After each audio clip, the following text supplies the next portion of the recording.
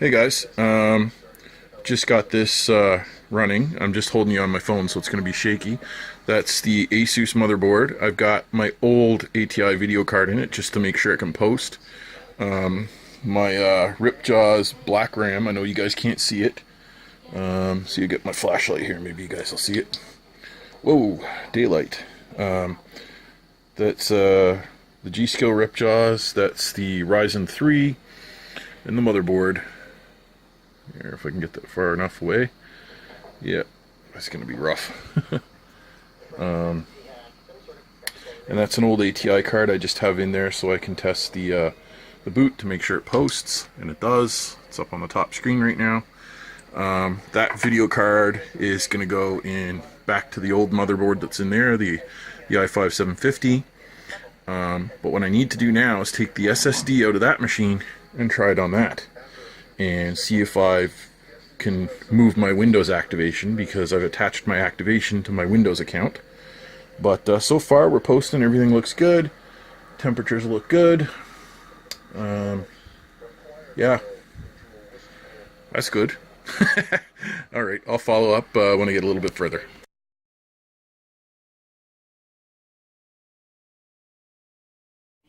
Yeah, we got the video card in, power supply in, just basically roughed in, and we're waiting for Windows to do whatever it's going to do with the new board.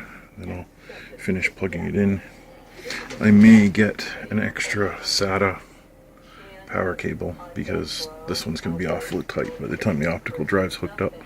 Maybe I'll skip the optical drive altogether, who knows. I have used it a couple times. The case is open, I don't know if you can tell, but the system's totally silent. I can't hear it. I mean, the TV's a little distance over there, and I hear that more than anything else. Anyhow, I'll do more when I get more.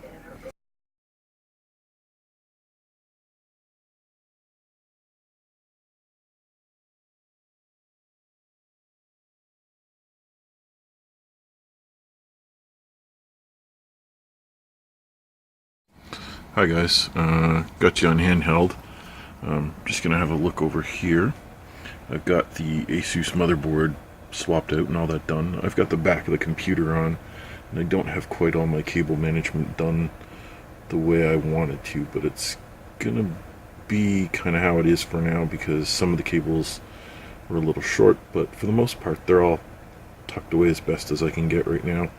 This case has some bright colored cables, like the bright blue for the USB 3 and that, and then the audio is white. I might do my own sleeving for them shortly. Came with two SATA cables that are awkwardly, one of them, they both should have been right angle bends, but one of them wasn't. There's a gray one there which goes up to my optical drive. Anyhow, there's some things I'll change with those later. The dark RAM that I don't know if is showing up on this is 16 gigs of G.Skill Ripjaws, and that's 3000 RAM, so I have to look at getting it clocked up to its full, at least 2966 or whatever it is that can go up to. Right now it's just running at the non-overclocked speed, which is like 2133. That's just a RYZEN3 CPU under there. Which, funny enough, in a lot of programs shows up as two CPUs with two cores, which is pretty cool. That's my Zotac Mini. It's a 1050 Ti that, for whatever reason, seems to automatically run at just under 1700, and the box only said it's supposed to go to like 1418. So pretty cool. Haven't even had to overclock that or anything. Works pretty amazing. Some people have mentioned about this Prime B350E board that the LEDs can be a bit annoying, but if you install the ASUS Ai suite, I think it is, there's an option for turning the LED off or changing it from breathing to solid on. It's up to you. So it can be done. The board, when you look at it online, appears to have a lot of red in it. And I'm going to see if I can move this light. I don't think you can even pick it up in this camera. This camera looks pretty accurate for how red, just put my hand in front of the fans, how red the board appears to be. It's pretty much predominantly black with very, very dark red. If you look at the website media, you see the red is quite exaggerated, or at least it's much brighter in the print. Yeah, so far it's been pretty easy. I replaced my old generic metal power supply with this little guy. It's a semi-modular, so you know, it looks a lot nicer than the ketchup and mustard mess that was in here. The other board and power supply and stuff in the older ATI card that was in the original HP, the i5 750 system, is going into its own case. I got a big silver Lian Li case that's been around for years, so we'll get into that later. Anyhow, it's up and running. I've done the latest BIOS update, and I don't know if this is going to focus on that. I think it focused on that in there, I'm not sure. Yeah.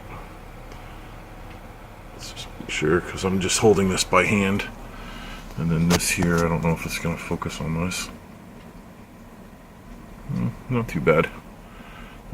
Anyhow, yep, so I have to go in and change a few things. I just did the BIOS update. For some reason, every time I do that, it loses my my screen alignment. I usually have 3 different backgrounds, but I'll go and do that. Had some trouble with Windows update changing the board.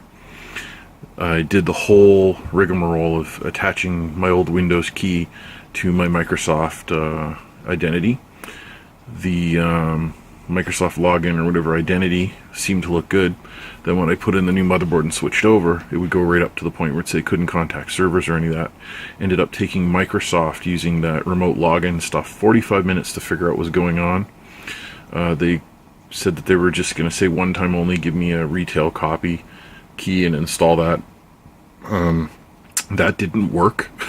Amazingly enough, he had a heck of a time, and then realized what had happened, typed some more magic into a hidden terminal, and I'm activated. I have a brand new key. They give me the key and everything, and a little bit of a quick apology, and again, thanks for using Microsoft, and that, which was pretty amazing on my end, because that meant I didn't have to do weeks of reinstalling all this stuff.